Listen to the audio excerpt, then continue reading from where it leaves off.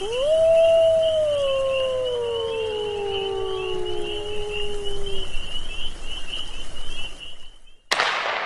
and welcome to another edition of Into the Wilderness, your look at Minnesota Wilderness hockey as we preview the final weekend of the regular season. Yeah. Just one game this weekend. Yeah. But a busy weekend for you guys. We'll get into that. Saturday night is going to be a busy night for you guys. The team right now is 34-18-7, 75 points in second place in the Midwest Division.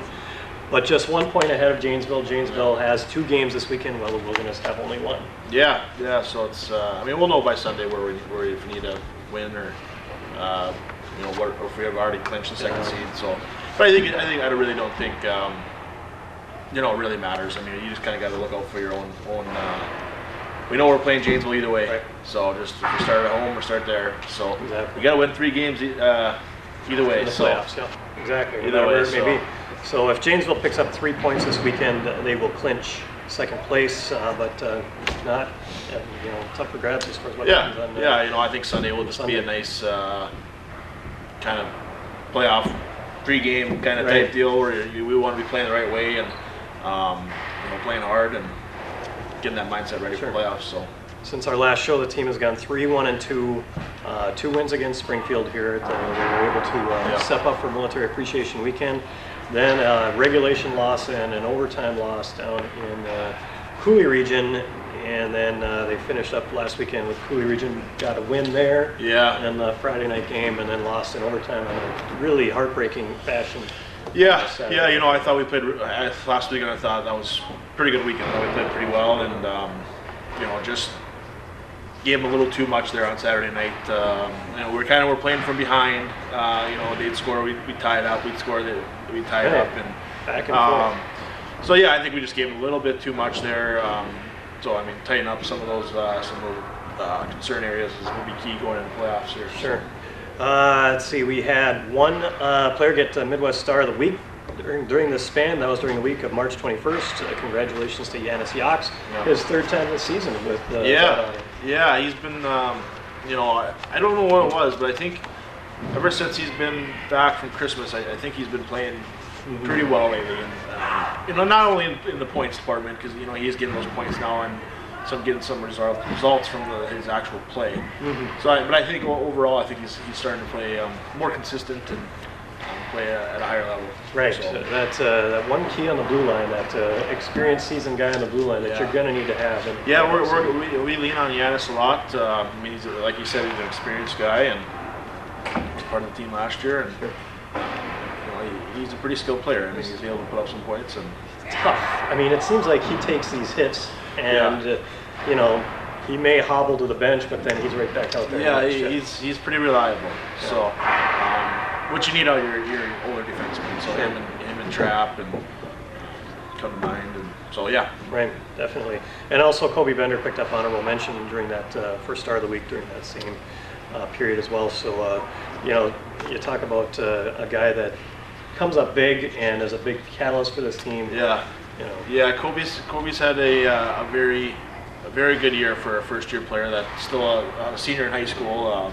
And obviously, when we got him this year at the beginning of the year, we knew he was a good player for sure, but we didn't know how good a player he could be. And now, he's the leading scorer on the team, and I think he's got 48-ish points. In the 40s, it's close to 50. So I mean, that's a really good first year for a senior in high school. So. All right. So also over the weekend, Cole Kepke from Hermantown picked up his first 2 goals. Ryan Bloom continues to play well, 2 points over the weekend as well, a goal and an assist. And he's on the program here. So, and should we do a trivia question? We have not had a winner in trivia lately. People are slacking. I know. I've got one here. Might as well throw it out there. We had Kyle Pataba on the last show, and for Military Appreciation Weekend. So the question is, where is Kyle Pataba going to play his college hockey? Oh, that's an easy one. So if you know that answer, Minnesota Wilderness NAHL on the Facebook or through Twitter at MN Wilderness. First person to get that question right wins 2 tickets to any home game. So we've got Ryan Bloom coming on. We got assistant coach Josh Petrich all coming up here on this edition. We'll be back in a moment. And we're We're joined by a young man who has just turned the season around, blown up the score sheet over the last few weeks, the last 20 games, 21 points. Ryan Bloom joins us on the program here. Good to have you along. Yeah, thanks for having me. Appreciate it. First of all, 21 points last 20 games, previous 34 games, 16 points. So what has been the big difference over these last few weeks? I'd say I just try to have more fun out there, I guess, and just play my game and play with some confidence, and it's been working out. So, yeah. I don't think you can even really relate it to any particular line because the coach likes to shuffle things up a bit, it just seems like you're able to catch on to different styles that people have out there and keep clicking. Yeah. I've been able to grow some chemistry with some guys, and I've been able to play with a lot of good guys, so that helps a lot. So. Anybody in particular that you that you like to feed the puck to, or you like to get the puck from them? I remember a play Casey Gilling dished to you a couple weeks ago down in La Crosse, had a nice play. Yeah, Casey's a great passer. Right now at the line, I'm with Heikkila and Miller, and that was working out this past weekend. We produced, but all of the forwards on our team were able to make some just great plays, and I've been lucky enough to be able to capitalize on a lot of them. So it's been good. Overall, how's the season been going for you? I think pretty good. It's nice that I've finally been able to put the puck in the net here at the end of the year, so that always helps going into playoffs. So hopefully I'm catching fire at the right time. Sure. You had a bit of a growth previous to the season with playing with Michigan, and then you went to the NA3 and put up a lot of points in NA3 and kind of found your game there. Would that be one way to say it? Yeah. Well, in November when I played with the Michigan Warriors, I actually ended up getting hurt, ruptured my spleen, so I was out for 3 months. So when I returned, I went and played in the NA3, and that helped me really find my game again after being off for so long, and always builds the confidence when you're able to put up some points. So. Were you keeping track of your former teammates with the Metro Jets? The NA3HL just had its championship over the weekend, and they ended up losing to North Iowa 4-1 in the final. Yeah, I saw that. Yeah, I keep in touch with a few of them. It's a great organization there, so it's really good to see them succeed. Moved a lot of players on, so it's a great coaching staff there with Justin Quinville and Randy Wilson, so it's good for them. Is that Quinville any relation to Quinville that's coaching the Blackhawks? I don't think so, no. Okay, all right. Do you keep up with them then? A lot of friends from that team still? Yeah, a lot of good buddies there that I still talk to.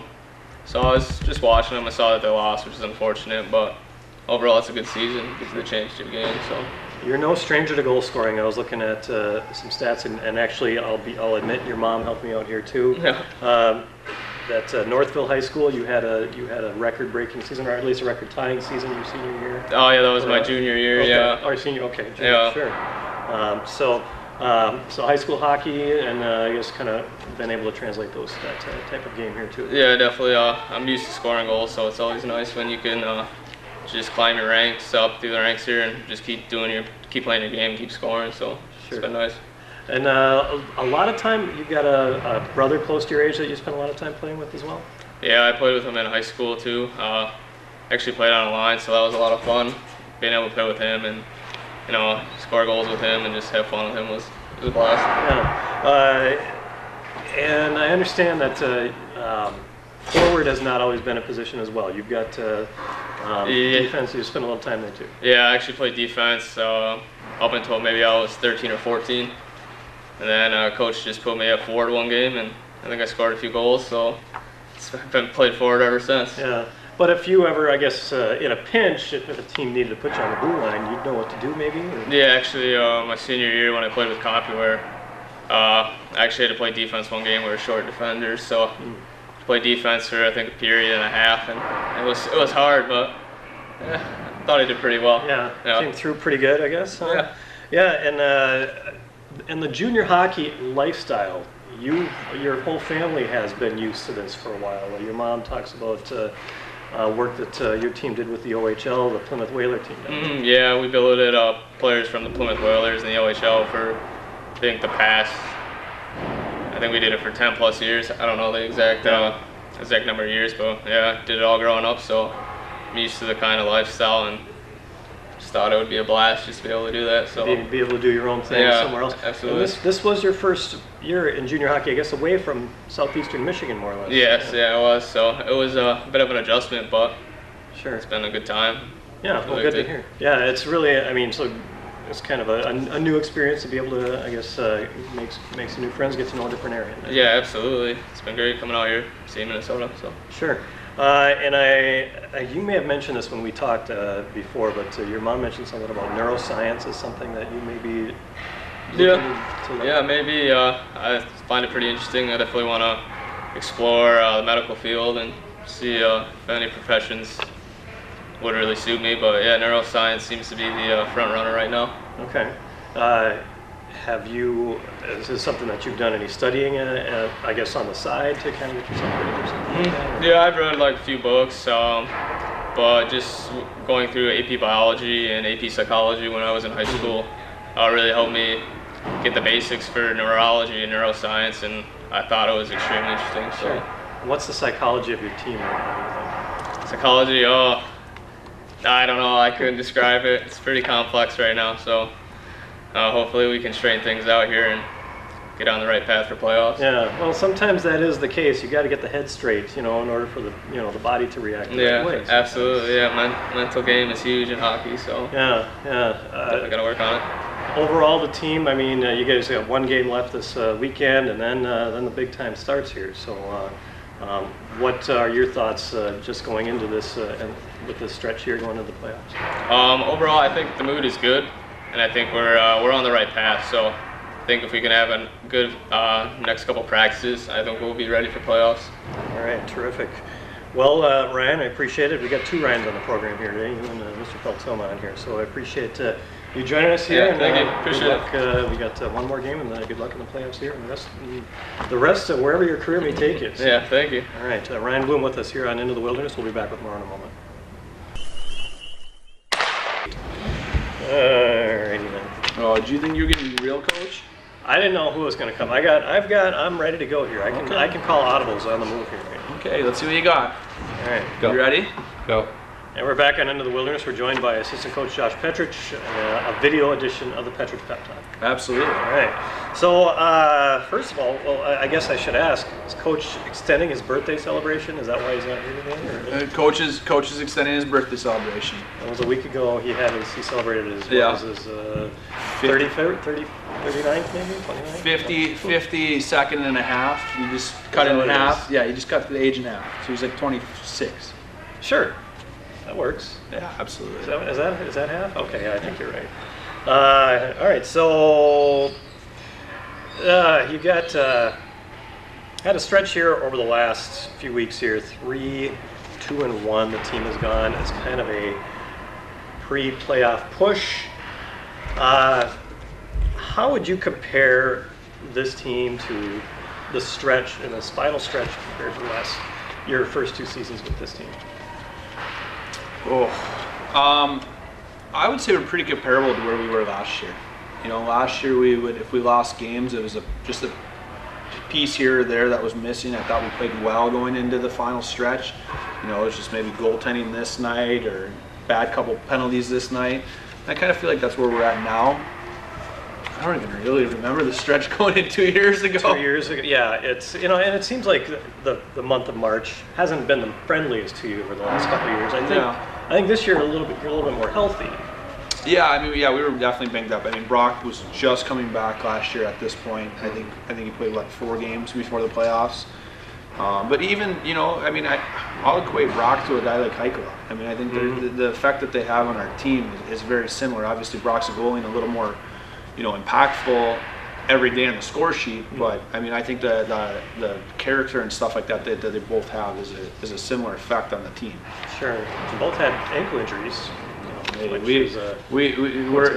the king of the ankle injuries. Kaz had an ankle injury too.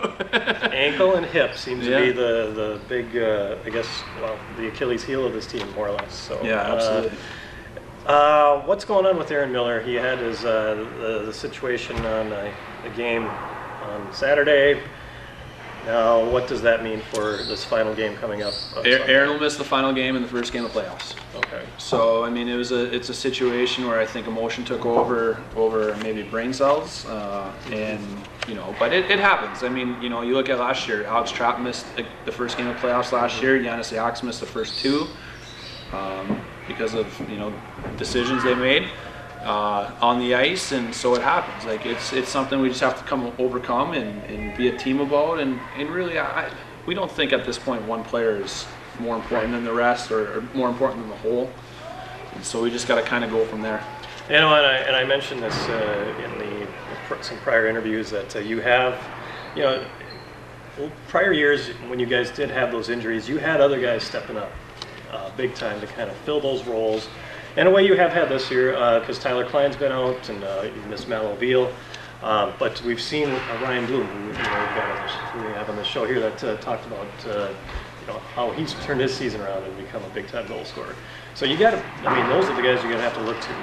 Yeah, absolutely. I look at Isaac Berglund, who through the first 25 games had 2 points, and now he's probably sitting at close to 20. Right. Giannis Yax, who early on was struggling and now has been playing very well point-wise. He's had some mental lapses that have caused us goals, but we look at those guys, and those are older guys. Our 95s are going to carry us. That's just any championship run you look at, your 20-year-olds carry you.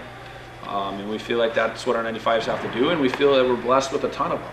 And it can be spread around, but at the same time, I think Casey Gillion's played very well lately. I think Kobe Bender's had stretches that he's played well. And so it's going to take a team effort. It's whoever the best team is going into the playoffs as a whole is going to be the one that's going to be successful.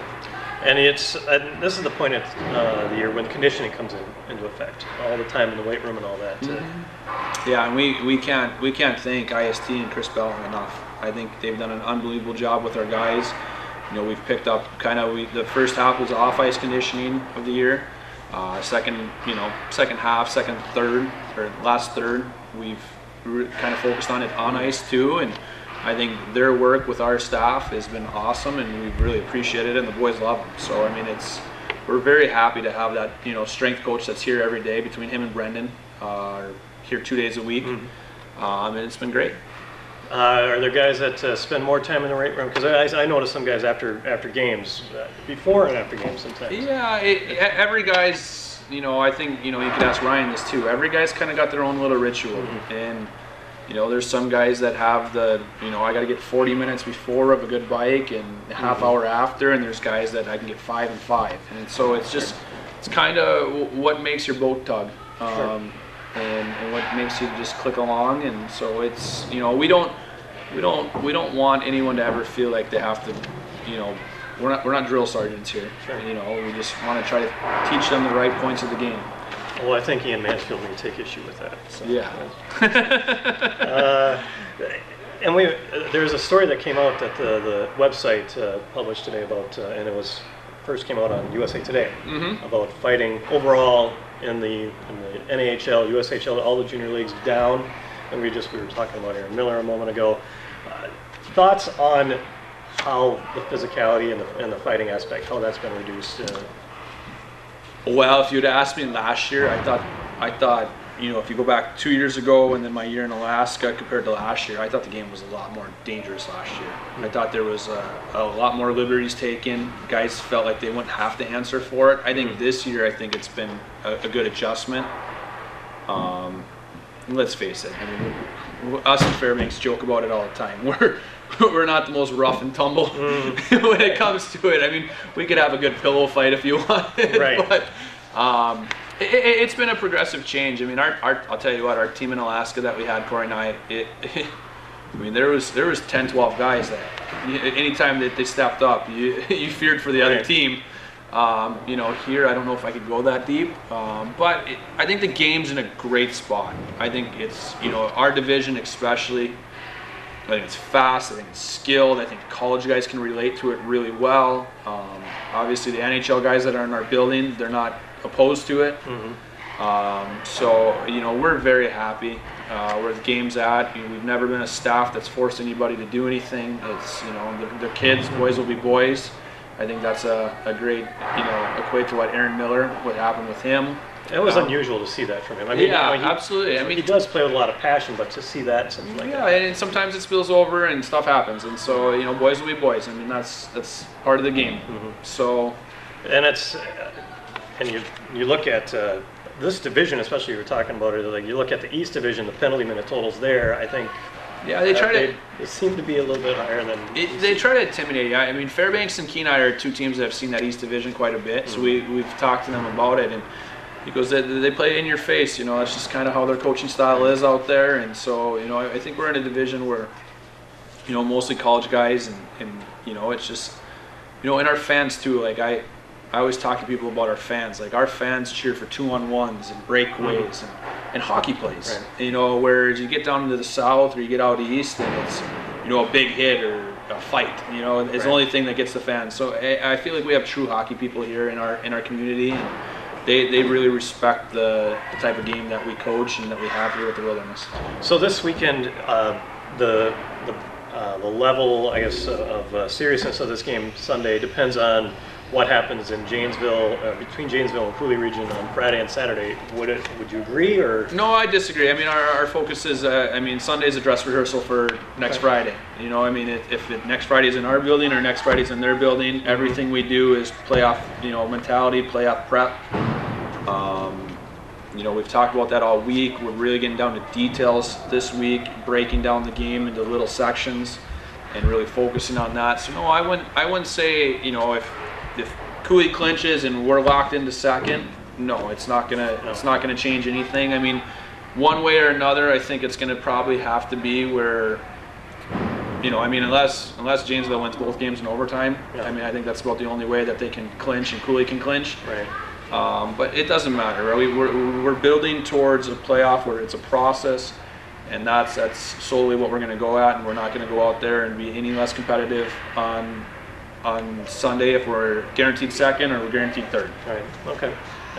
Habits, I guess. Did you want to Absolutely. get those steps? Absolutely, yeah. I mean, it's a playoff mentality. I mean, playoffs start 5 days away after that. Sure. All right, Coach. Well, good luck this weekend and the rest of the way here. Thanks Appreciate a lot it. for Thank you joining very much, Marty. All right, George Petrich on Into the Wilderness, and we'll be back to close up this episode in a moment.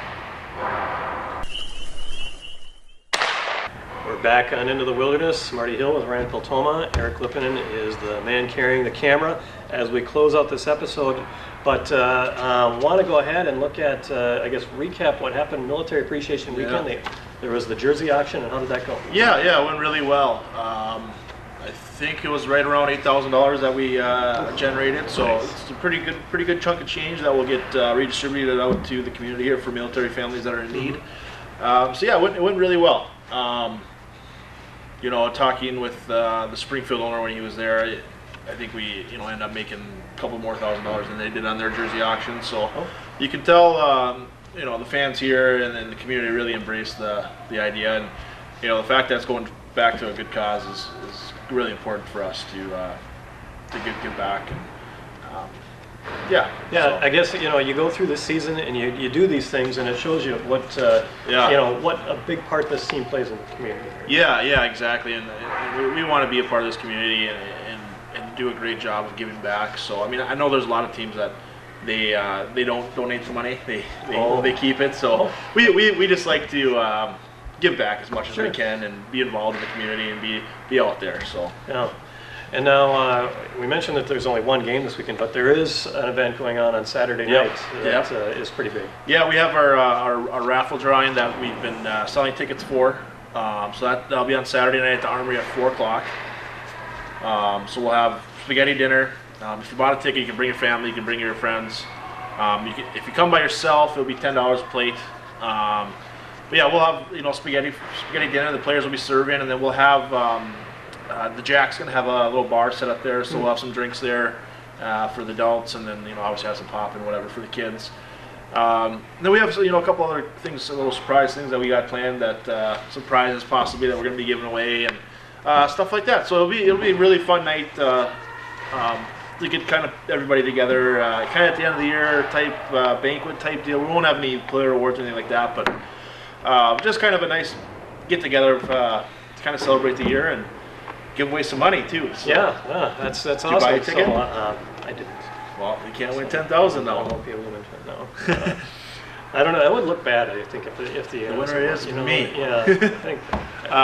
Yeah, no, it'll be good, and yeah, we got the big 10,000 drawing, like I said, and some good food. B&B is going to do the catering, so Right. Yeah. Well, that's worth it all by itself. yeah. right there, So it'll be a good night, and then Sunday kind of ends the season, and right.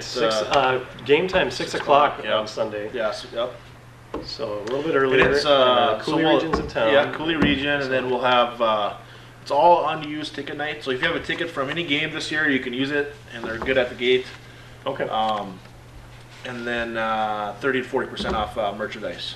Oh, okay. So and we did the 30 to 40% off last week, and I know a lot of merchandise sold. So we probably have limited sizes and a lot of things. So if you want to get some wilderness gear, make sure you get out there and get it while it lasts, I guess. I guess so, yeah. So the playoffs start, we don't know when they're going to be here. They're going to start next weekend, Yep.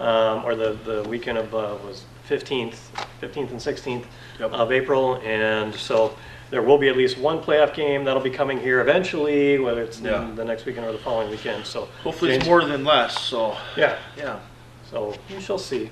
Yeah. Depends on where they start. If they start in Janesville, we'll be fine with just one playoff game here, and then they can get Well, another yeah. series. Exactly. So So So okay, and recapping trivia.